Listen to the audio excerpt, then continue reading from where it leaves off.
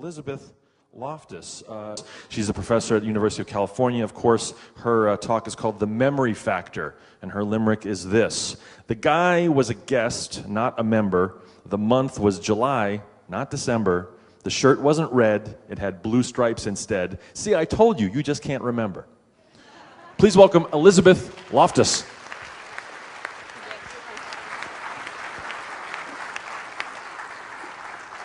Thanks very much. I'd love to get my hands on that limerick. It's a pleasure for me to be back at TAM. I last spoke here in 2011, and it's possible that some people are here hearing me talk for a second time, and many of you, I know, are hearing this for the first time. So I just want to tell you that 3 years ago, I had a half hour. I showed 41 slides. Today, I have a longer period of time. They gave me a whole hour. I'm very honored. I have 128 slides to show you. I have at least 7 new studies that we've done in the memory factory. But as before and today, I want to begin with one of my favorite memory examples, because as somebody who studies memory problems, I go through life finding memory mistakes wherever I go. And I talked last time, and I still love this one, about a memory that Hillary Clinton talked about when she was campaigning for the Democratic nomination for the presidency. She talked about this trip that she had taken to Bosnia. It was a harrowing memory. She said, we landed under sniper fire. There was supposed to be some kind of greeting ceremony at the airport, but instead we just had to run with our heads down to get to the vehicles to get to our base. Now, I'm not sure what Hillary was thinking. She did go to Bosnia. She went some years earlier, but she didn't go alone. She went with other people. And some of those other people were taking photographs. And here are some of the photographs of Hillary's landing in Bosnia. She was greeted by children. She's there with her daughter Chelsea in those days when Chelsea had really curly hair. And the trip admittedly happened in 1996. So what is going on? Well, the pundits had a field day. One of them gave her 4 Pinocchios. 4 Pinocchios because there was no corkscrew landing, as she had described, no sniper fire, no canceled airport reception, and she was not the first lady to go into a war zone.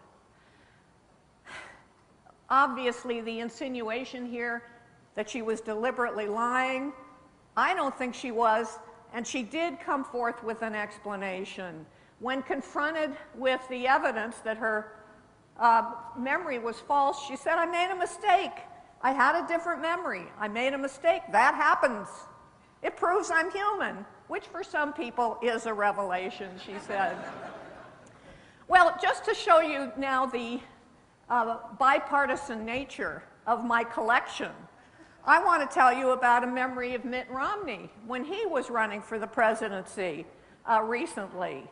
In 2012, he talked about a very, very fond childhood memory that he had of the Golden Jubilee. Now, the Golden Jubilee was a celebration of the 50th anniversary of the automotive industry in the United States. And Mitt Romney had some very fond recollections. He said he was about 4 years old, something like that. His dad, a famous politician before him, was the Grand Master.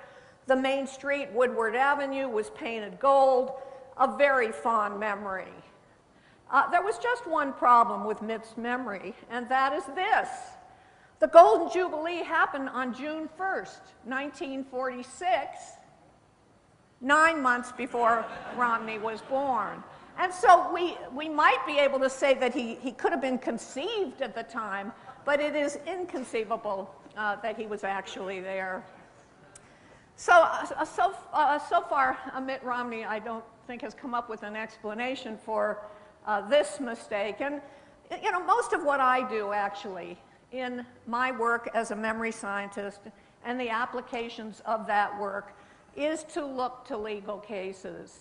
I'm very interested in the legal cases where someone's memory has gone awry and it has had some tragedies for other people.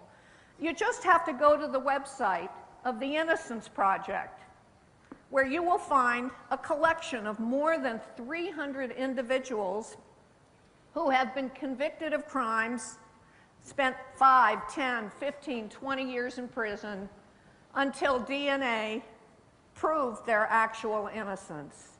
And when these cases have been analyzed, which they have pretty thoroughly, 3/4 of them, 3/4 of these wrongful convictions are caused by faulty human memory, faulty eyewitness testimony in this case. And so I care a lot about memory and its connection to freedom and liberty. But let me tell you a little bit about what I've learned about memory over the last 4 decades of studying it. I've developed a couple of different paradigms for looking at memory. For many years, I did experiments on something called the misinformation paradigm. What happens here in this research is we show people some kind of an event, maybe a simulated crime or a simulated accident. We later expose them to some post-event information, some misleading information, and then we test their memory to see what it is that they are now remembering about that crime or that accident. And so just to give you some example of the richness of materials that we use in these misinformation experiments, one common set of materials is a scenario that it's a woman, she's walking down a street, a lot of things happen to her. I'm not going to show you the whole scenario, but notably, in the middle of this scenario, a man bumps into her, causes her to drop her purchases, and while he looks like he's helping her pick them up, he reaches into her bag, pulls out her wallet, and puts it in his jacket pocket. Now, more things happen to this woman. Eventually, she looks in her bag, she notices the wallet's gone, she starts to talk to other people. Did you see anyone come near me, and what direction did he go in?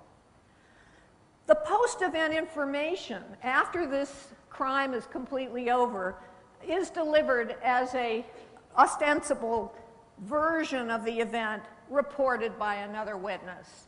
So this other witness might mostly talk about accurate things about the event, but sprinkled into this basically accurate recollection are some pieces of misinformation. And so here you see, although I have trouble seeing that the writing is so small, that this other witness is talking about how the man, when he bumped into the woman, he caused her to drop her belongings, he put his hand in her pocketbook, he pulled out her wallet, and he put it in his pants pocket. And the other witness goes on to recount some other details. So now you can see what's happening here. The man in the crime really put the wallet in the jacket pocket. The misinformation that is supplied in the form of another witness's version talks about how the wallet got put in the pants pocket.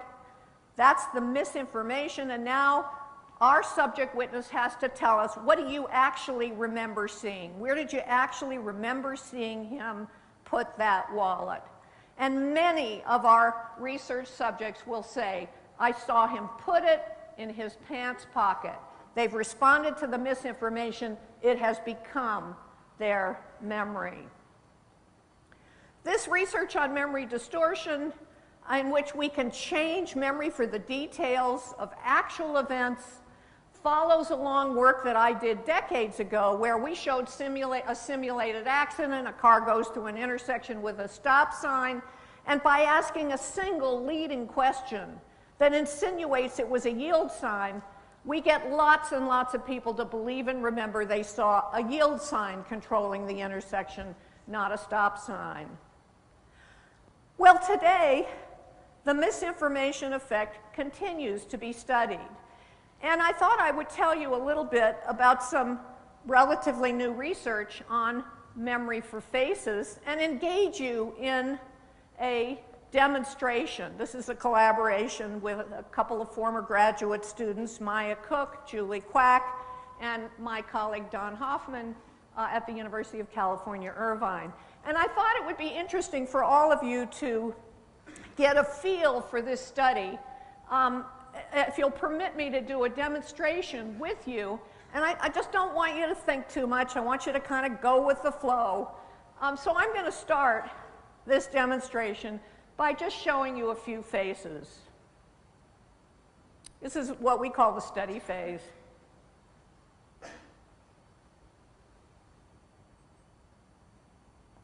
Okay, now I'm going to give you a quiz now. You don't actually have to take a piece of paper out because you can just think to yourself what your answer would be.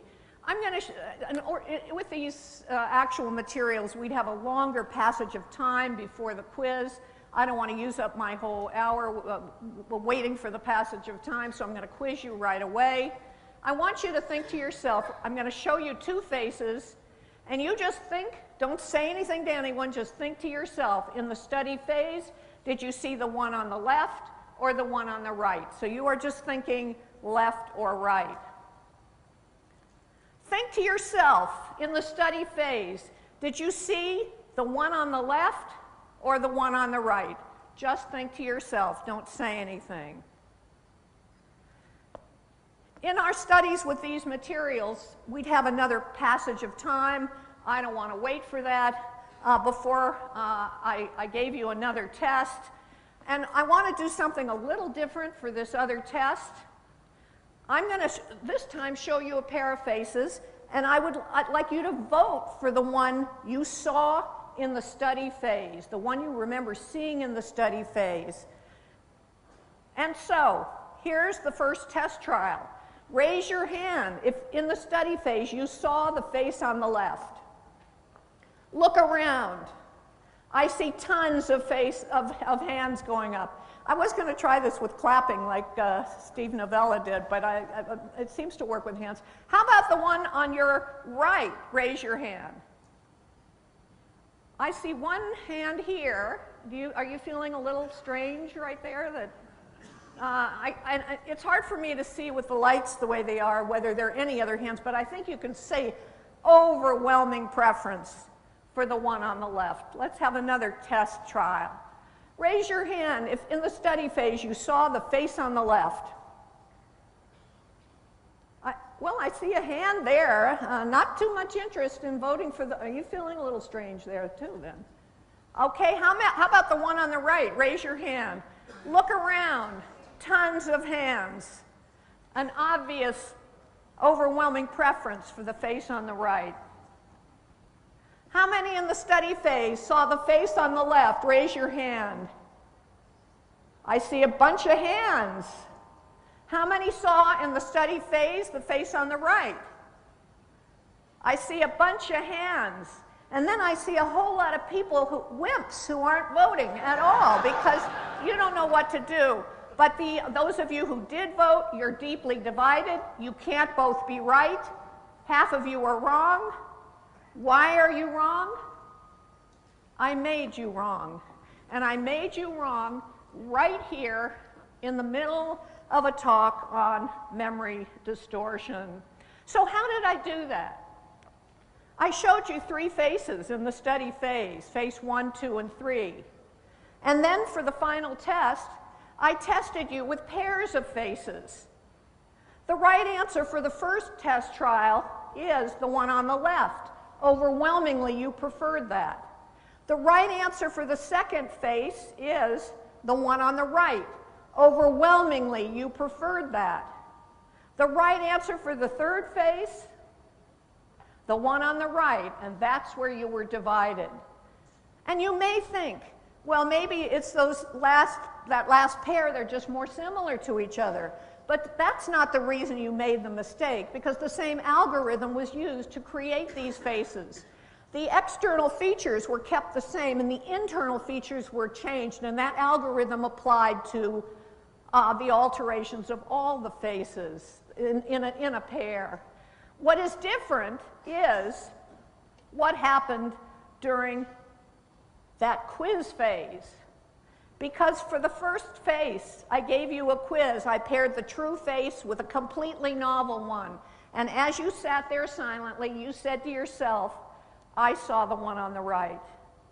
For the second face, I didn't quiz you at all. And for the third face, I gave you a quiz that included the altered face and a novel one. And most of you, as you sat there silently, said to yourself, I saw the one on the left. Later, when I tested you, you stuck with the altered face, even though the true face is staring you in the face, so to speak. Many of you recognize it anymore. And in our experiments with these materials, we have found that a post-event activity that induces people to make a particular choice, to pick a different person, affects their later ability to pick the right person. And we then, as psychologists, are also interested in other questions like, in that quiz phase, do you have to actually pick the altered face, or is it enough to merely be exposed to it? Both of these have these impairing effects on memory. This phenomenon makes me think about one of those cases of wrongful conviction. It's one of the most famous of the cases of wrongful conviction that people talk about who work in this field. The conviction of Ronald Cotton for rape. The rape victim was Jennifer Thompson. She was a college student in North Carolina. She was raped by an African American. And ultimately, she would identify Ronald Cotton as the person who raped her. She was a very, very impressive witness. She had studied the face, she said, of her rapist so that she would one day hopefully be able to identify him. She is a very articulate person today, and was then as well. And the jury was quickly convinced by her confident identification, Ronald Cotton convicted. And what made this case different from many of the other cases of wrongful conviction, many of the other cases of wrongful conviction in a rape case, many of the other cases of wrongful conviction that involve a cross-racial identification where a member of one race tries to identify a stranger of a different race, what made this case different is what happened after the DNA results came out years later. The sheriff, a detective who had been investigating this case, learned about the DNA, and he wanted to tell Jennifer about it in person. So he went to her home, and he said, I have some news to tell you. It turns out the DNA testing is back, and your rapist was not Ronald Cotton. It was another man named Bobby Poole. And Jennifer felt absolutely horrible, absolutely horrible. And at some point she said, I wonder if I could meet Ronald and maybe ask if he would forgive me. And so that meeting was arranged. She said, can you ever forgive me? He forgave her. The two of them became friends, and they started giving talks together, trying to promote reforms that will minimize this from happening. And together, they wrote a book aptly called Picking Cotton, which is the story of, from their two different perspectives of their ordeal. 60 Minutes did a story on this book, and I had a chance to be interviewed by Leslie Stahl for the 60 Minutes program, just to talk about, how common this is, what had happened here, and so on.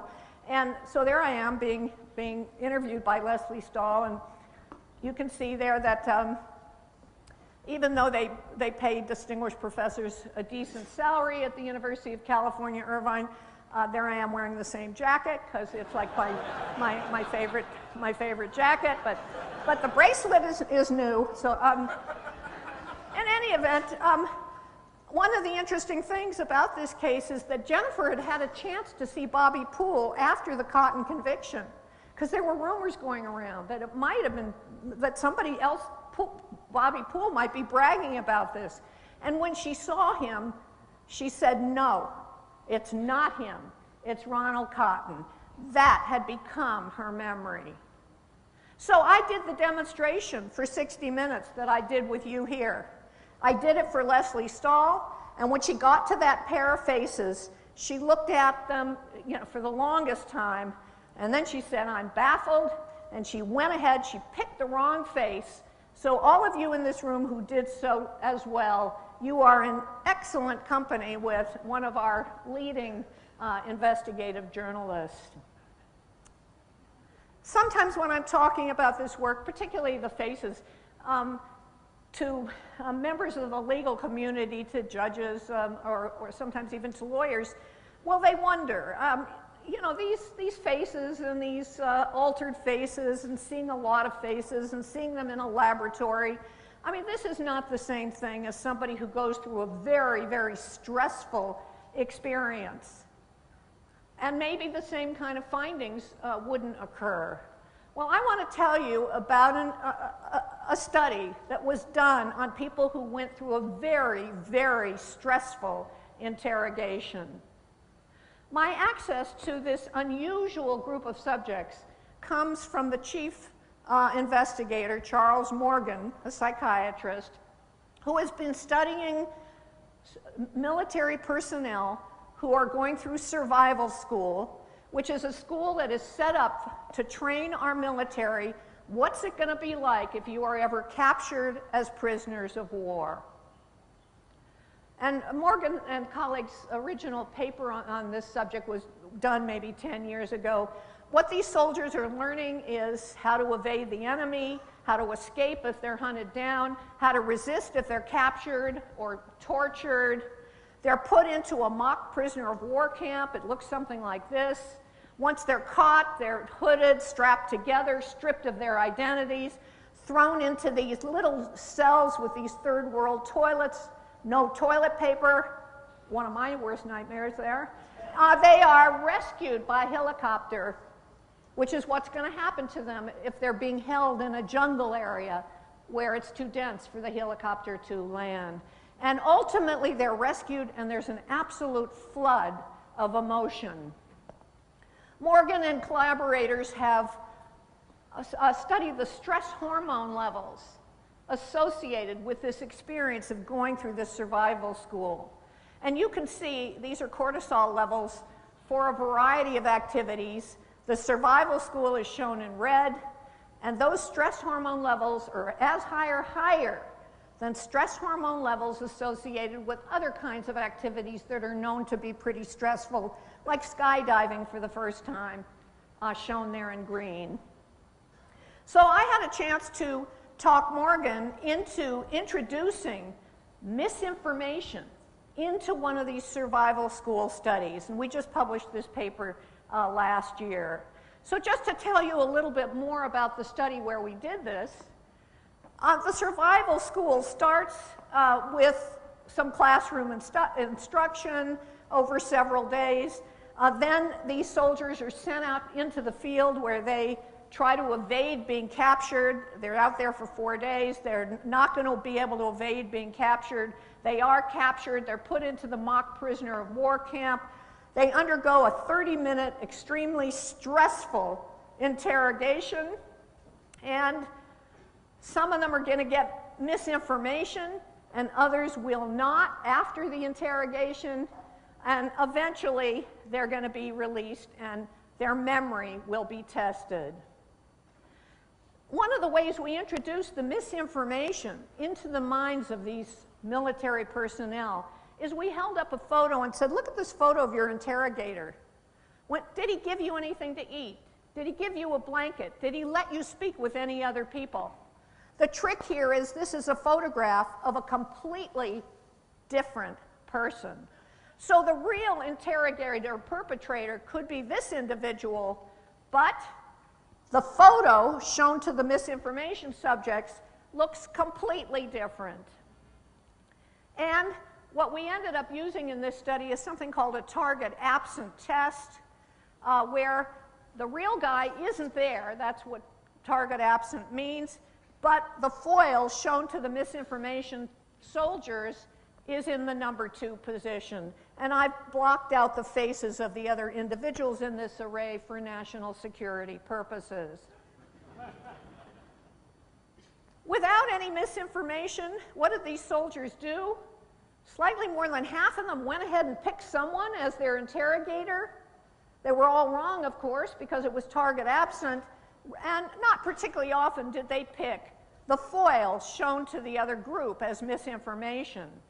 But here's what happened with these trained soldiers in the face of misinformation.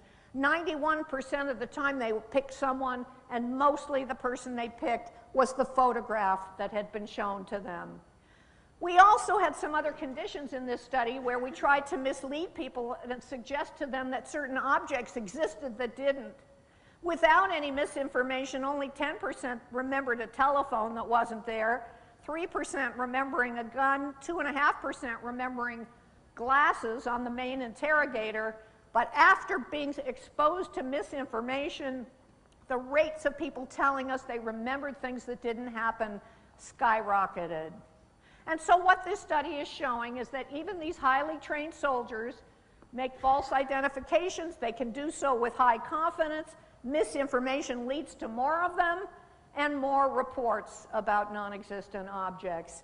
And so now you have a primer of something that I've been working on for many decades, the misinformation effect. When people are exposed to misinformation about things that they have experienced themselves, it negatively affects their memory. And out there in the real world, misinformation is everywhere. We get misinformation not only when we're interrogated by the police who might have an agenda and slip in information even inadvertently.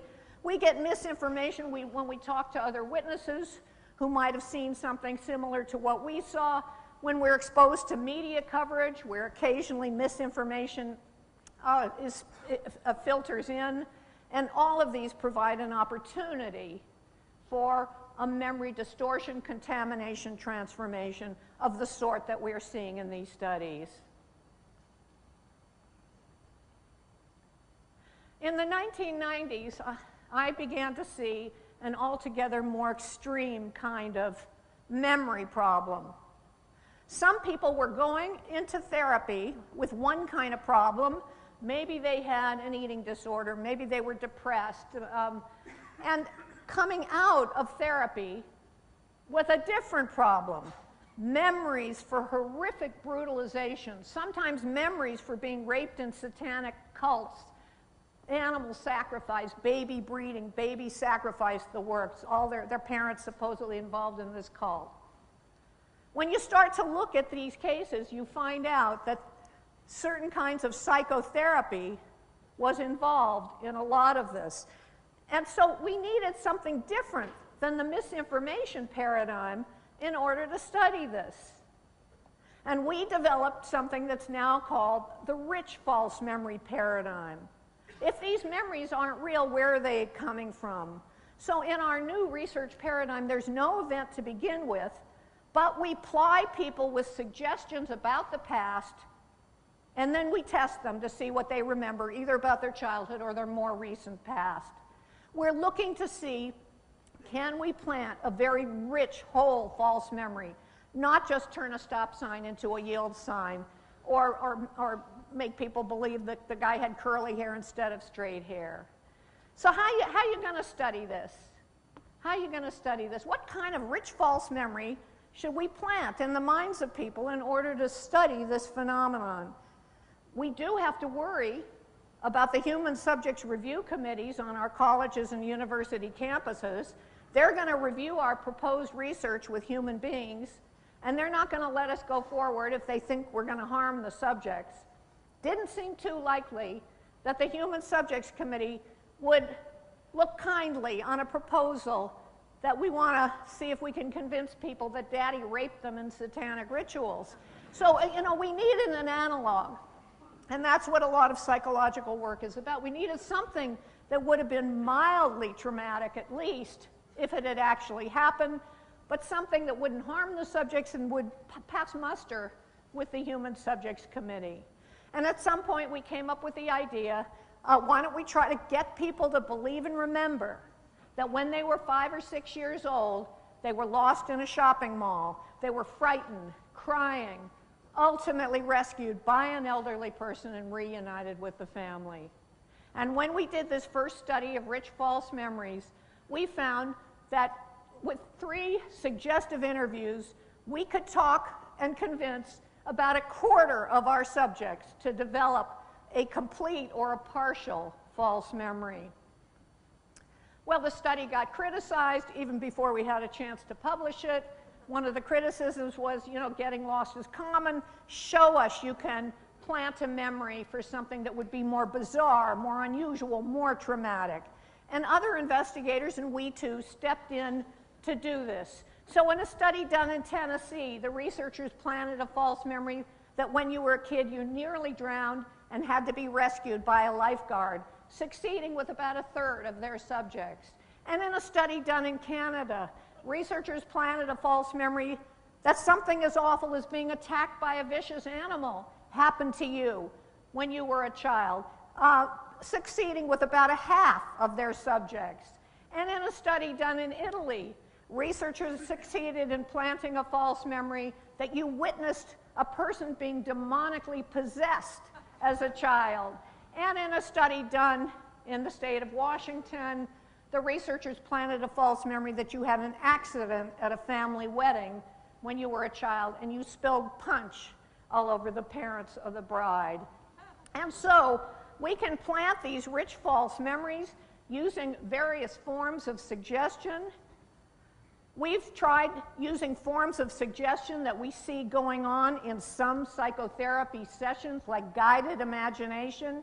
You don't remember anybody abusing you, but you have the symptoms, in my opinion, so why don't we just imagine who might have done that? Sexualized dream interpretation, hypnosis, exposing people to other people's memories, plying them with false information, or even showing them doctored photographs. I love the doctored photograph work, and so did Slate. On my UC Irvine website, I have a link to an article by Will Salatin called The Memory Doctor. And what Slate did that was really cool is they did an experiment with their Slate readers in advance of introducing this article on the Memory Doctor. And so they showed their online viewers some politically oriented photographs like this one of Obama shaking the hand of the former president of Iran, or this one of former President Bush vacationing on the ranch with Roger Clemens during Katrina. And the readers just had to say, do they remember these events, seeing these photos, and what do they remember about them?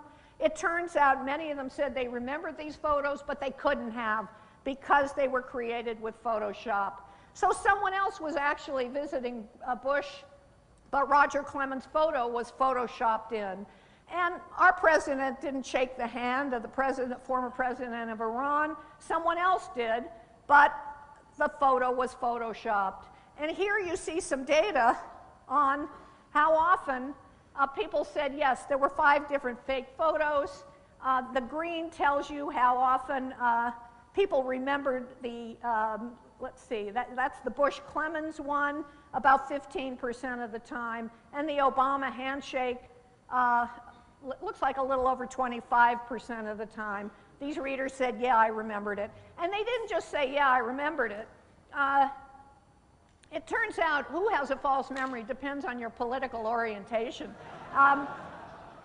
I'll tell you what else they had to say, but along with my, one of my graduate students, we got our hands on the Slate data and published an article last year that basically showed which kind of false memory you have depends on whether you're a liberal Democrat or a conservative Republican. So, for example, the conservatives are far more likely to think they saw the photo that kind of paints Obama in a sort of bad light. And something similar happens the opposite way with the liberals. People don't just say, yeah, I saw it. They have a chance to type in what they remember. And here's one of our responses.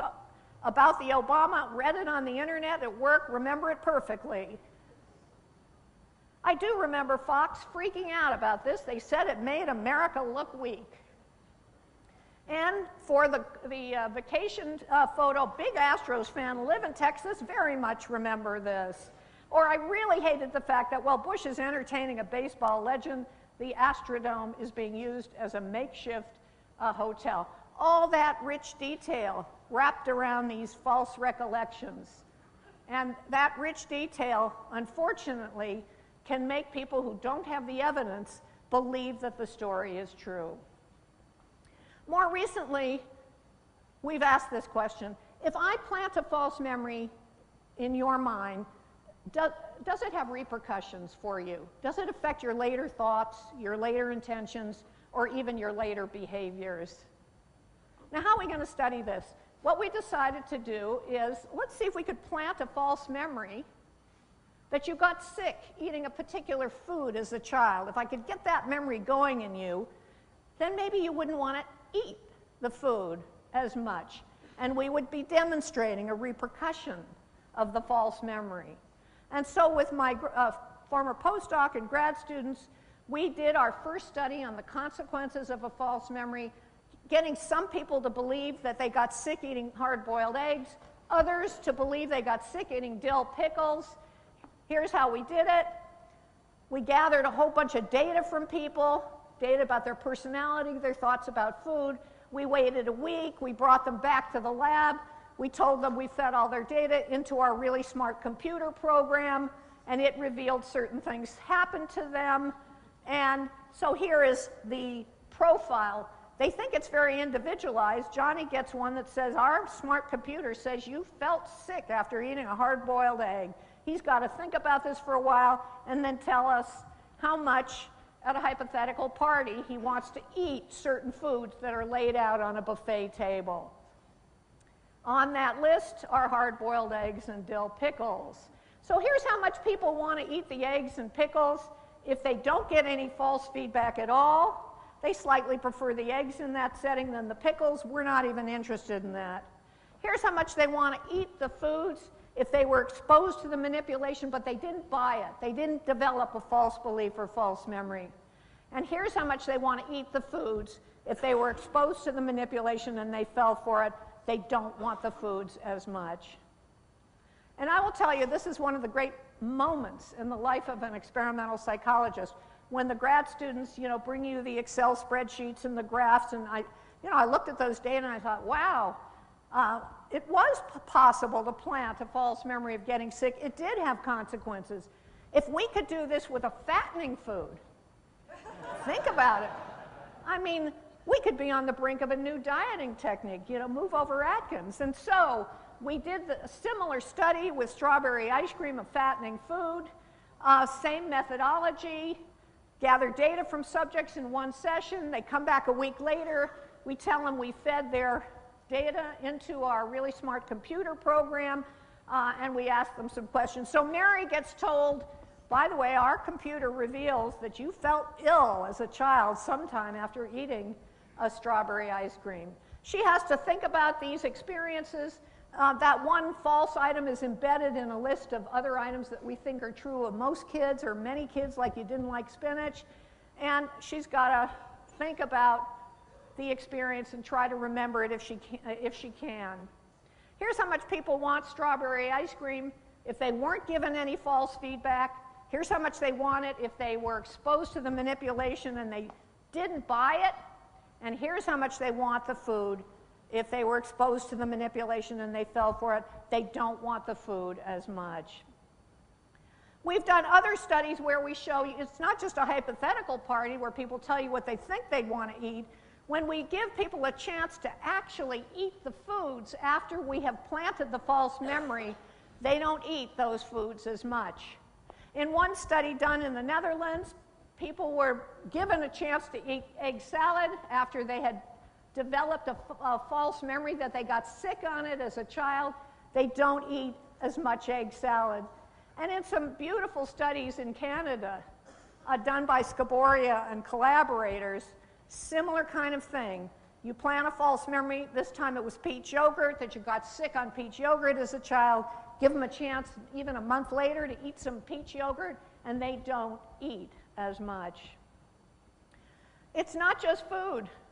Last year, we published a study showing that we could have a similar effect on your preference for an alcoholic drink. Done with my collaborators, who you see pictured there. Here's how much people want vodka. If they haven't gotten any false feedback at all, here's how much they want to drink vodka if they were exposed to our manipulation but they didn't buy it. And here's how much they want to drink the vodka if they were exposed to the manipulation and fell for it. They don't prefer that vodka drink as much. It was natural at some point for us to say, okay, if we can make people not want something, can we do the opposite? Could we plant a warm, fuzzy memory and make them want to eat something healthy? That seemed like a good thing to do for society, and so we tried to do it with asparagus, and we succeeded. We planted a false memory, a warm, fuzzy memory about a childhood experience with asparagus, asked people then what they wanted to eat in this hypothetical visit to a fancy restaurant, Le Restaurant. Asparagus is on the menu. And we found that we could create this warm, fuzzy memory, and those who bought into the memory and developed a false memory wanted to eat more of the food. After I saw this result, you know, I had a fantasy that I wanted to do a case history. If I could only get my hands on our first President Bush, who famously said he didn't like broccoli. He said, "I do not like broccoli." This is a quote. "I haven't liked it since I was a little kid and my mother made me eat it. I am President of the United States and I'm not going to eat any more broccoli." And while I do have some sympathy with this position, I also feel if we could just get our hands on the former president and ply him with our manipulation, it would just be a matter of time before broccoli was one of his very favorite vegetables. Well, there are many questions that you might have about this false memory phenomenon, and ones that we in my lab have also been interested. Is there any way to tell the difference between a false memory that you create through these processes and a true memory? And one of my graduate students tested the idea in her doctoral dissertation work that maybe we would be more emotional about our true memories than our false memories. But after she planted false memories, like you witnessed your parents, you know, accidentally witnessed them having sex or having a violent altercation, when she planted the false memory in the minds of people and compared it to people who really did have the experience, she found that false memories can be emotional. They can be just as emotional as true memories, and emotion is no guarantee of memory accuracy.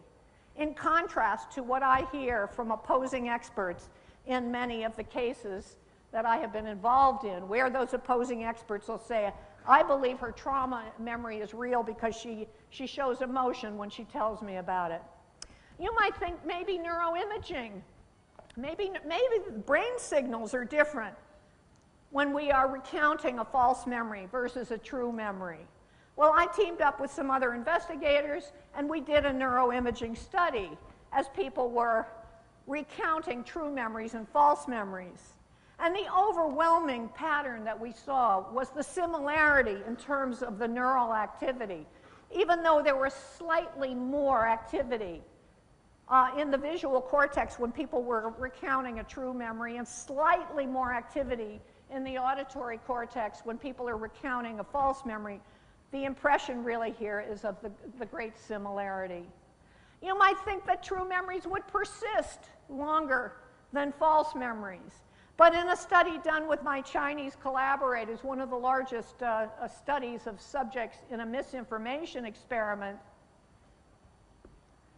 we came back to people a year and a half later to see what was still in their memory, and the true memories and false memories persisted equally often, much more than just a novel, non-misinformation false memory. You might wonder, when are people more susceptible to these kinds of memory contaminations?